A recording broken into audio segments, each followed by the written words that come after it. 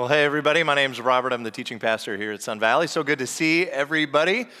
We are kicking off a brand new series today, but before we get into that, I want to celebrate. We just had 29 Christmas Eve and Christmas Eve services this last weekend, and we have more people on our campuses than we've ever had. And the thing I want to celebrate with you guys is we had 115 people say yes to following Jesus for the first time. Yeah. Which means for this year, we've had over 1,000 people say yes to following Jesus, meet with somebody that we are now walking alongside. Just really excited about what God is doing. We also, leading up to Christmas Eve, had been talking about a special offering to go 100% to kids in the foster care system, families who have had kids taken out to help them get healthy, to get their kids back in their homes, as well as supporting foster families. And we raised through the series leading up and on Christmas Eve, $153,742 to support them. Yeah. Thank you. Thank you for your generosity. Thank you for not just going to church, but being the church. Now, if you're wanting to do year-end giving, if you're like a business owner or you're somebody who you think about, okay, tax purposes and all that, just want to give you just a quick bit of business here. This is the last weekend of 2017. So if you're wanting to give towards 2017, this is the weekend to do it. If you're watching online, you can give online. Or if you mail something in, as long as it's postmarked by the 31st, it'll count towards 2017 for tax purposes. Aren't you guys so excited that I shared all that data with you? Really, though, honestly, thank you for your generosity. And I do thank you for all throughout the year giving faithfully. And I do also ask that you would help us finish this year strong. I believe that we're just getting started, 2018 right in front of us. And I believe God's going to do some incredible things in 2018. In fact, Chad, over the next couple weeks, is going to be talking about something big we have coming up in January. So stay tuned for that. But again, thank you for your generosity, and just excited about what God did through Christmas Eve and will continue to do as we help people meet, know, and follow Jesus. Like I said, brand new series starting today called Seize the Day. Now, just a little bit behind the scenes on whenever we have a series in the church, there was a meeting at some point where we said, what should we call that series? And so we had our meeting, we call it our creative meeting, where we know, hey, content-wise, this is what we're going to talk about. We're going to be looking at Bible verses that talk about how to seize the day. It's a natural time of year that we kind of evaluate life and what we're doing with our time and all that. So we get a bunch of people in a room, and we just start kind of brainstorming ideas, and we thought it would be great. What if we called this series Carpe Diem? You know, Dead Poet Society, Carpe Diem. If you've not seen Dead Poet Society, you're not alone, because there was this 20-something-year-old in the meeting, and she goes, what's Carpe Diem? And I was like, what? You don't know what Carpe Diem means? And I was like offended, and she goes, oh, that's the thing that like the military says, right? Like I said, you mean Semper Fi? You mean like the Marines? And she's like, oh, Semper Fi, yeah, that's it. I said, no, it's from a movie. And she's like, I've never seen that movie. And then Chad got a little bit offended. He's like, what, are you homeschooled or something? And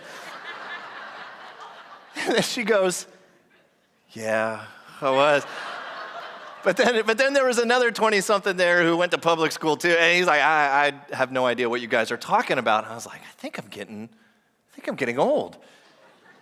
So we called this series Seize the Day. So welcome to this brand new series, Seize the Day, looking at what the Bible has to say. Now today we're going to be looking at, honestly, like one of the most depressing books of the Bible, called Ecclesiastes. If you want to know where that is, if you open up your Bible, just kind of let it fall open to the middle. If you're in like Psalms or Proverbs, it's one past that. If you're at Song of Songs or Isaiah, just go back the other direction. It's the book of Ecclesiastes, and just a little background on this kind of depressing book. It's written by a guy named Solomon. And Solomon was the son of King David, and Solomon was considered the second wisest person throughout the Bible next to Jesus, okay? This guy, in his time, wisest person, God had gifted him with this supernatural, just great amount of wisdom. And not only did God gift him with incredible wisdom, he was also blessed financially. He would have been worth, by today's standards, $2.2 trillion. And he wrote much of Proverbs. So in your Bible, you have a book called Proverbs, and a lot of that was written by him from his wisdom. And then at the end of his life, He's kind of lived his life. He's experienced he's checked all the major goals off of the list of like life goals, like, hey, run a nation really successfully, check. Make trillions of dollars, check, all of that. And so now he's at the end of his life. And now he has this perspective and he's looking back on life from kind of that vantage point of he knows he's about to graduate. He's kind of looking back. And so what does he write in this book of Ecclesiastes? What bit of advice does he have for us on how to seize the day from his vantage point, all this wisdom, all this experience, looking back? What word of encouragement does he have for us? He says at the very beginning of Ecclesiastes, he says, meaningless. Meaningless. Utterly meaningless. Everything is meaningless. Real ball of sunshine, this guy at the end of his life. And now he has all this experience. He's experienced all these great things. He's made all of this money. And at the end of his life, he's just kind of super emo. Like I imagine he's got his hair like kind of just hanging over his eye. And he's just like, meaningless. And this word meaningless, sometimes it's translated vanity. And it's this weird Hebrew word. And what the word literally means is vapor. And so at the end of his life, looking back on all of his accomplishments, looking back on all these incredible things that he was able to be a part of, he looks back and he goes, yeah, it's all vapor. It's meaningless. All that making money, and throughout Ecclesiastes, he talks about, yeah, you're going to work hard, you're going to try and make all this money. Guess what? Somebody else is going to get it. You're going to spend your whole life trying to chase after money and accumulate, and you don't get to keep it. Doesn't go with you. He goes, it's vapor. It's meaningless. It's vanity. Oh, all this stuff we do to try and make a name for ourselves. And he's like, yeah, they'll forget about you. To try and, work hard and maybe build a business or do something. He goes, yeah, no, people in 1,000 years, they're not going to remember any of that. It's meaningless. Well, then what about at least like pursuing pleasure, right? Like just have fun while you live and all that. He goes, yeah, that doesn't last either. I tried that too. And he just says, meaningless, meaningless, meaningless, vapor, vapor, vapor. Aren't you guys glad you came to church? Happy New Year, everybody. We'll see you later. Yeah. But he's got this like super depressing statement again and again. He's like, yeah, meaningless, meaningless. But then throughout there, if you read through Ecclesiastes, there's a couple times that he goes, yeah, but there's a couple things. It's not a lot. But there's a couple things that are actually really good. There's a whole lot of stuff that we spend our entire life chasing after, and he says it's like chasing after the wind, but there's a couple things that truly are a gift from God. Just a couple. And if you're not paying attention, you just might miss those things going through this thing called life. So we're going to look at the words of Solomon from the perspective of the end of his life, and we're going to learn about what does it mean to seize the day. If you guys would turn with me, if not, it's going to be up here on the screen to Ecclesiastes. We're going to go to chapter 3, starting in verse 1, and he writes this poem, and this poem would later be made into a song in the 60s by the Byrds called Turn, Turn, Turn. If you're familiar with that song, here's what he writes. He says, there is a time for everything and a season for every activity under the heavens. And then he goes into this poem, and there's this pattern to it. And he says, there's a time to be born and a time to die. He starts off this poem by saying there's kind of these end markers to this canvas that you and I are painting on with this thing called life. He says, over here, there's this event, there's this moment in your life, and that's the day that you were born. And then he says, on the other side of this life, there's this other moment that hasn't happened for us yet, but it's the day that you die. And he says there's a season for everybody. There's a time to be born, and there's a time to die. And he's painting this picture, and he's saying all of us right now, anybody who's reading this, all of us who are hearing this right now, we are somewhere in between these two major events. Somewhere on this spectrum between these two major events, the time that we're born and the time that we die. And so the question is, what are we doing with the time in between? And Solomon, he says, in Ecclesiastes 7, later on, he writes, he says, Verse 2, it's better to go to a house of mourning, literally to go to a funeral, than to go to a house of feasting. He says, if you got to choose between, do we go to the party or do we go to the funeral? Solomon says, pick the funeral every time. Like I said, real ball of sunshine. But he says, here's why. For death is the destiny of everyone. And the living should take this to heart. He says, all of us, we're on this spectrum, but all of us, we're moving this direction.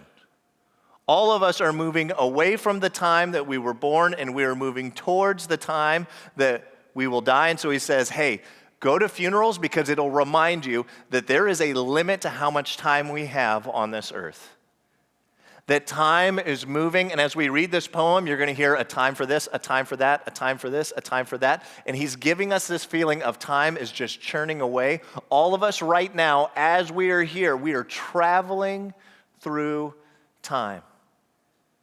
And time plays this little trick on us. It's kind of a mean little trick. I don't know if you've ever observed this, but early on in life, like when you're a kid, time moves really slowly. You know what I'm talking about? If somebody says, hey, can't hang out, we're going out of town, but hey, we could play next week. You're like, next week? You're practically moving away. Next week is forever from now.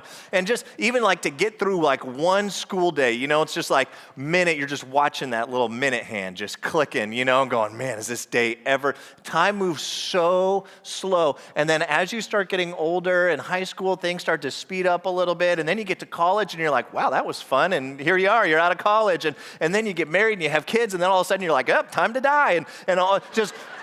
It just keeps speeding up, like each stage. And I don't know if you've realized this, I get reminded all the time by Facebook with these things called Facebook memories. You know what I'm talking about? And they pop up on my news feed, and every time I'm like, no way. That was 5 years ago?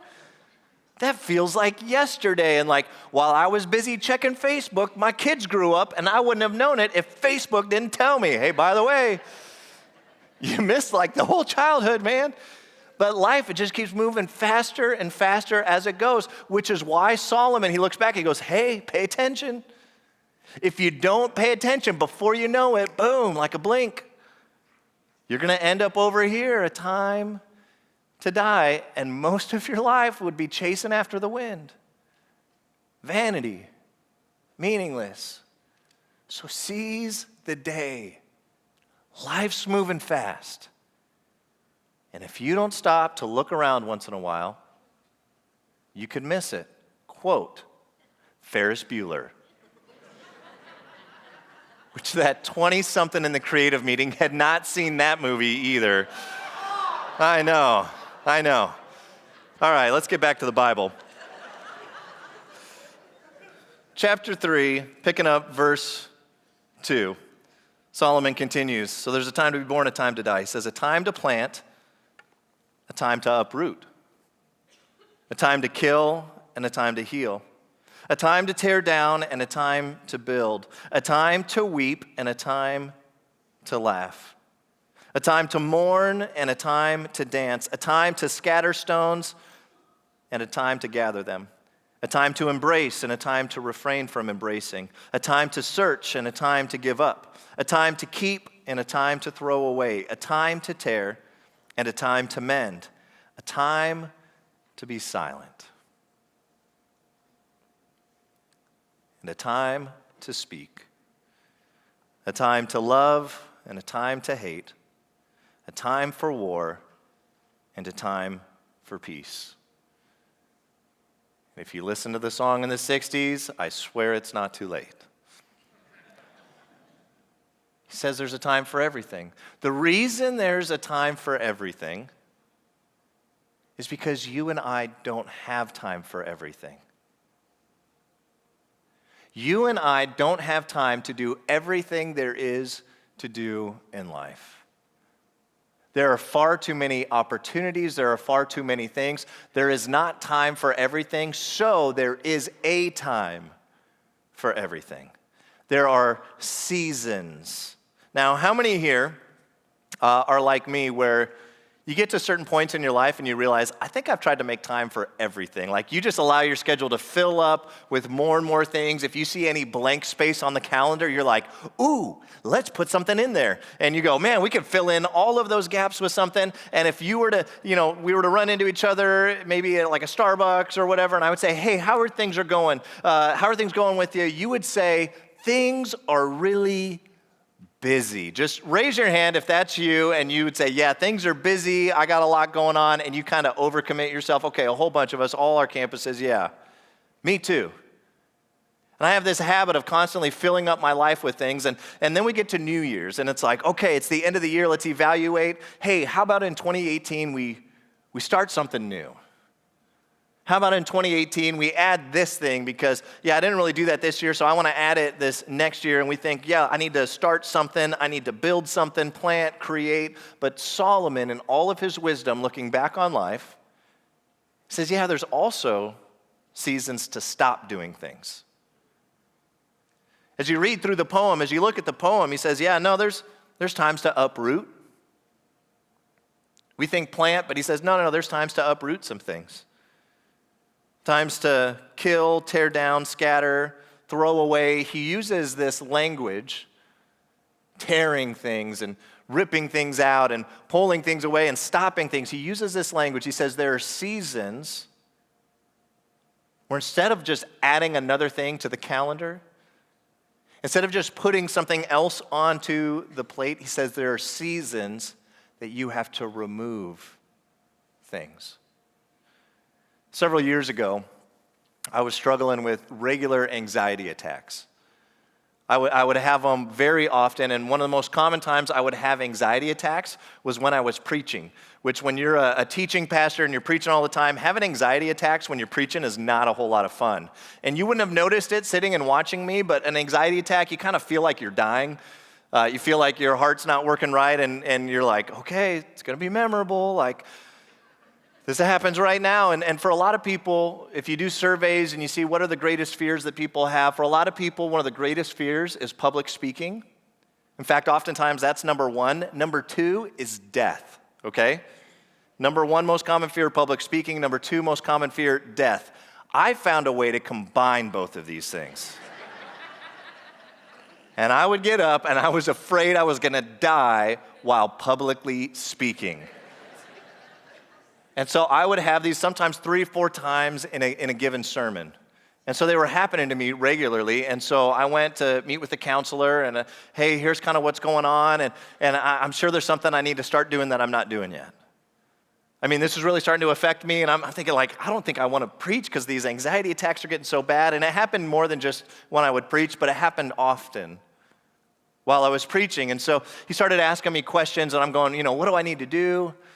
Like, do I need to start drinking kombucha? Do I need to do yoga? What do I need to add to my plate to get rid of these anxiety attacks? What do I need to start doing? Do we need to talk about my childhood? I'm in whatever it is. Let's start whatever you think we need to start. And he looked at me and he said, I don't think you need to start anything. I thought, well, of course I do. I have a real problem here, buddy. Why am I paying you money if you're not going to tell me what to start? He said, you need to stop doing stuff.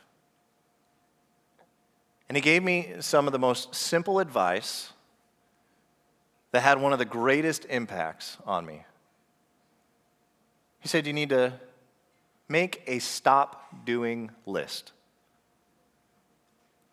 So he said, here's what I want you to do. I want you to go home, schedule time with your wife, you and her, and I want you to write out on a piece of paper everything that you're involved in, everything that you're doing, everything that you're committed to, all your projects, hobbies, work-related things, everything that you're responsible for, all of it. Write it all out.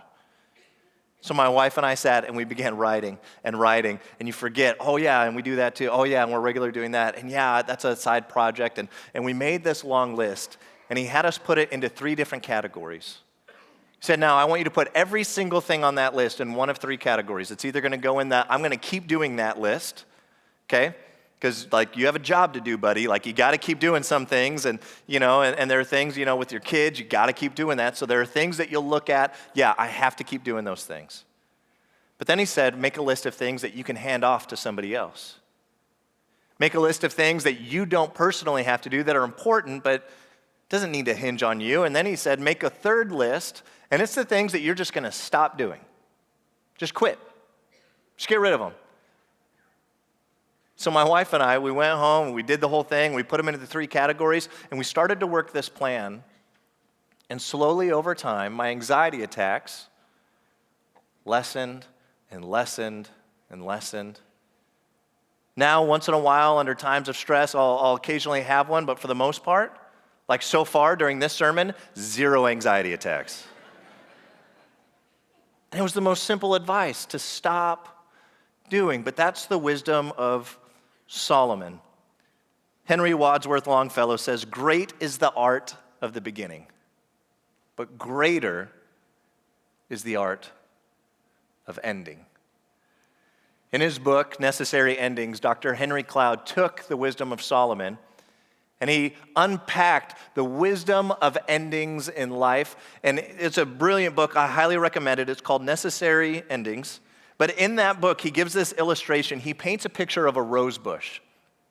And he says, for a rose bush to flourish, you have to prune away regularly. You have to look at that and go, okay, there are things that don't need to be there. You must prune. If you want to have great roses, if you want to have a healthy rose bush, you can't just let it grow on its own because it will produce way too much to sustain. And he said what Solomon teaches through Ecclesiastes is that life will produce way too much than can be sustained. And so we must learn to prune. We must learn to pull things back to create a stop doing list. If you want to have a life that is truly seizing the day, just like if you want to have a rose bush with beautiful roses, you must prune things out of your life if you want to seize the day. You got some notes when you came in. If you have the Sun Valley app, you can follow along there. There's 3 times to prune. When to prune? When to prune. Number 1, and this is kind of the most obvious, when something is dead. Right now, on this rose tree, there are some branches that are clearly dead or on their way to being dead. And what the wisdom of Solomon and what Dr. Cloud unpacks in his book as he looks through what he teaches in Ecclesiastes, when something is dead, maybe it served a purpose at some point, but it no longer serves a purpose, he says, listen, prune it.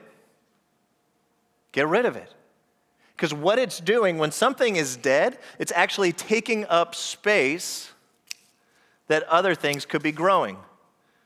And so he says you prune things that maybe served a purpose but no longer do. For example, if you're still holding on to your CD collection,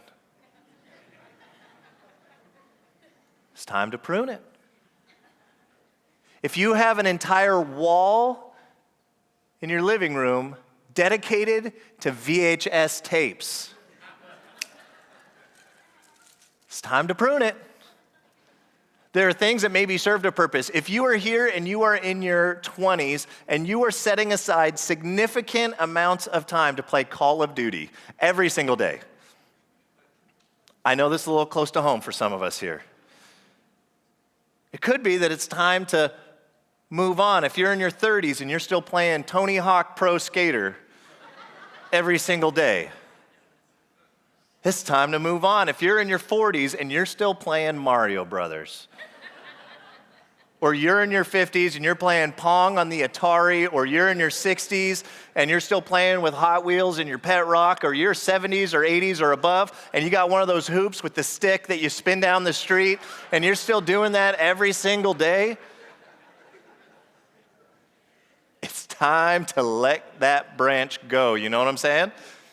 It's time to move on. Now, if you are a 70-plus community at Sun Valley, I have nothing but respect for you. I was trying to think of what video games you played, and I realized you didn't. So I had to come up with something. Love you guys. Please don't email me. Nothing but respect.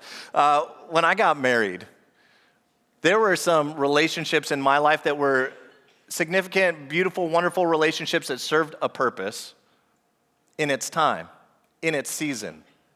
Namely, I had some great friends who were girls. When I got married, my wife was like, they got to go, right? So And I remember I was like, what are you talking about? Like, they've been my friends for years, and these are great people. And then, like, I would meet some of her guy friends, and I was like, nope, they got to go too, you know? And even though they served a purpose in the season, it was a new season of life, and so it was important to have some endings to some of these relationships. You know what I'm talking about? For a lot of us, it's a good thing we didn't marry our prom date. Some of you did, and if you did, great decision. Way to go. Really proud of you. For a lot of us, we're glad we don't still have that very first job that we got, you know, when we were 16 and that had a season, but it served its purpose, and now we have a different job. Sometimes things have served their purpose. It is no longer needed. It's dead. It's time to prune. Second reason we prune. Second time to prune. When something is sick and not getting better. When something is sick and not getting better. There are things in our life that are unhealthy, that are sick. And just like with the rose bush, if there was branches and, you know, some of these that are clearly sick, and if you just leave them, what can happen is not only do they take nutrients from the healthier branches, but that sickness can spread. And so it's important to evaluate and go, you know what, I think this is unhealthy. I think we need to cut that back. You know what, I see some other unhealth here. I need to cut that back. In my life, there was a long season that I was harboring bitterness. There were some things that had happened all the way back in my childhood, and I was just dwelling on those things, and I allowed it to go from anger to bitterness to where it would grow with time. And I didn't just like harbor bitterness, like it had a fully furnished room in my heart where I would think about it. And the more I thought about it, the more angry I would become. And it was a sickness. It wasn't helping any of my relationships. In fact, that sickness was going into my other relationships, and it was making the other branches of my life sick because I refused to prune it out. And here's why I refused to prune it. To deal with it would be painful. Pruning is always painful. To deal with the bitterness, to deal with these things from my past, it would take vulnerability. It would take time. It would take energy, emotionally, physically. But it was sick, and it wasn't getting better, it was getting worse. For some of us, we have relationships that are sick, and they're not getting better. For some of us, we have habits, and we know that those habits are sick, and we know that they're not getting better. And one of the best ways, if you're going, hey, I got this thing that it's unhealthy, but I think it might get better. I think this might just be a season of sickness, but I'm going to get through it with this relationship, with this habit, with this thing on the calendar, whatever it is.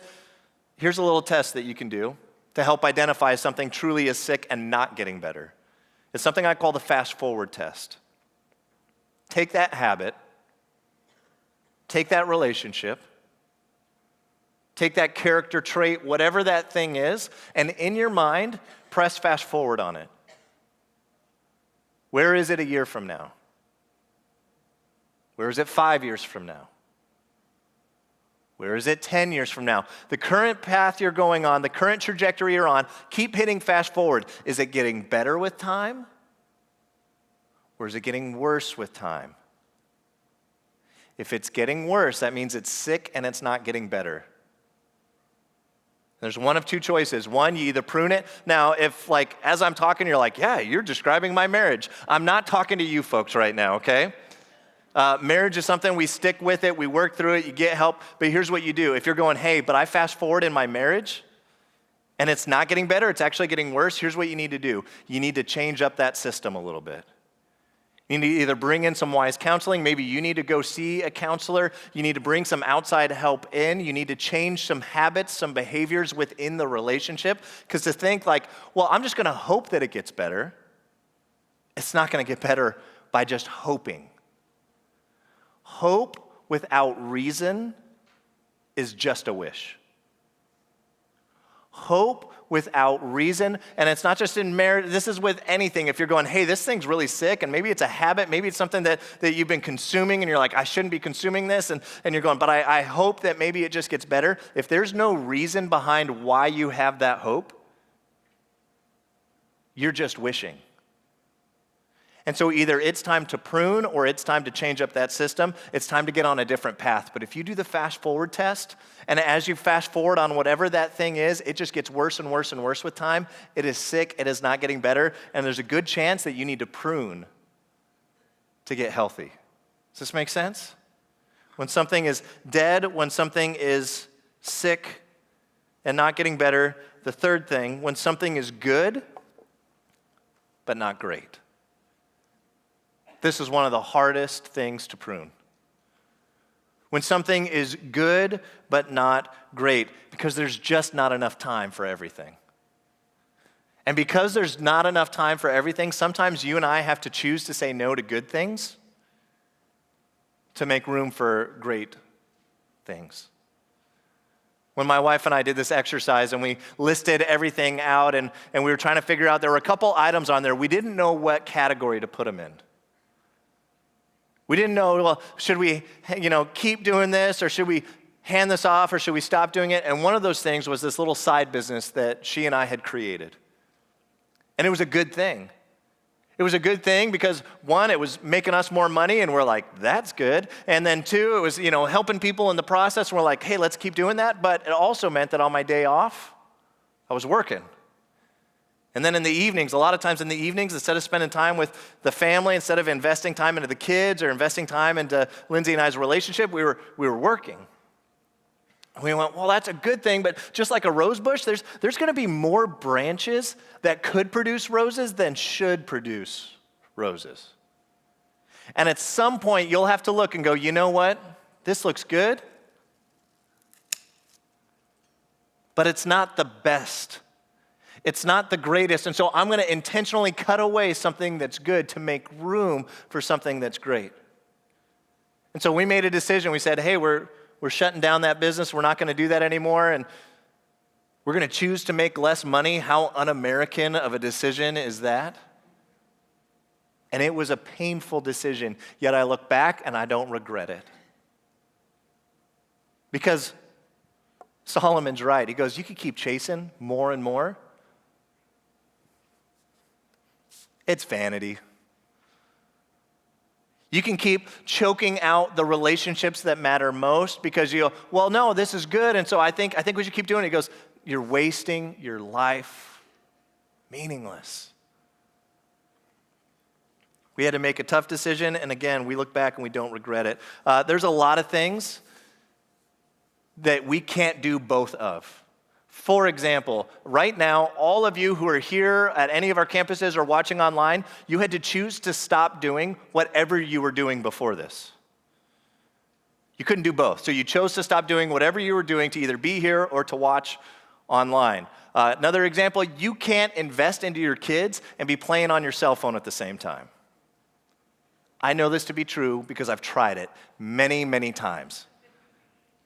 I've investigated some theories on it. It's impossible. It can't be done. Another example, you can't be romantic and check your fantasy football stats at the same time.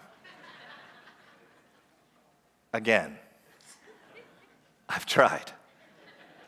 You can't save money and shop the Amazon deal of the day every day. Be like, well, that's a good deal. I got to buy it. Again, I've tried that. You can't eat whatever you want, be lazy, and at the same time lose weight and gain muscle. Once again, guilty as charged. Tried that. Part of maturity is choosing between one or the other. Immaturity is, well, I think I could just have all of those things. Maturity is saying, you know what? There's more than can be sustained, and so I'm going to choose what matters the most. A lot of times, we get to the end of the year and we go, man, what am I going to start doing next year? I want to challenge us to maybe consider, what are we going to stop doing? What's going to make it onto the stop doing list in 2018? And as you think about what are you going to prune back, prune with the end in mind. What do you want to see flourish?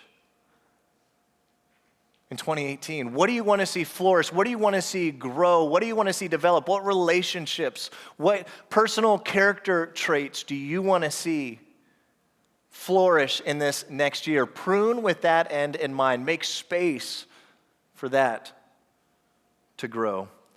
All through Ecclesiastes. Meaningless, meaningless, meaningless, but then throughout he says there's a couple things though that are good. There's a couple things that are a gift from God that you don't want to miss out on these things. He says there's relationships that are a gift from God. Cherish them. Enjoy them. Everything that God's doing, he says, that's going to last. What you and I do isn't. Bottom line, we say this often at Sun Valley, bottom line in your notes, in the end, all that matters is God and people. So seize the day. Seize the day. Don't chase after all of these things that are meaningless. Seize the day. What do you want your relationship with God to look like this next year? What could you cut away to make room for that relationship to grow? What significant relationships in your life do you want to see develop? Do you want to see grow? What could you cut away to prune back to make space for those things that truly do matter? Because in the end, all that matters is God and people. Next week, Chad's going to continue this series, and like I said earlier, I'm really excited about what's coming in January. And so Chad's going to be talking a little bit more about that over the next couple weeks. Please, please, please prune back to make space to be here as we go into 2018, and I believe God's going to do some incredible things through our church. And what we're going to do now on all of our campuses is we're going to have a time of reflection and a time of remembrance of how Jesus chose to allow his life to be ended so that you and I might live. And Jesus teaches for us to reflect and to remember this through communion. Communion's a time that we simply share a little piece of bread and a little cup of juice or wine to remember that Jesus' body was broken for us, that his blood was shed for us, so that you and I might have life that doesn't just end when we die, but we would have life eternal with God. And so in just a moment, the ushers are going to come forward. They're going to pass out the elements, and I'm going to ask that you would just hold on to those elements. And there's going to be some verses, and the band's going to be playing, and use that time to reflect on what Jesus has done for you. Use that time to reflect on what you want to see God do in your life, through your life, as we move into this next year. And then at all the campuses, one of the campus pastors is going to come up and lead us in taking those elements together. So just hang on to them and remember what Jesus has done. Father, thank you for the gift of life. Jesus, thank you for making the ultimate sacrifice so that we might have hope for new life with you. Would you help us to live lives with wisdom, to learn from Solomon's writings that this life is quick, there's a whole lot of things that don't matter, but to seize the day and to make room for what truly does matter in light of this life and in light of eternity. Would you give each of us wisdom to know what that is for each one of us individuals, and to have the courage to prune back what needs to be pruned. In Jesus' name we pray. Amen.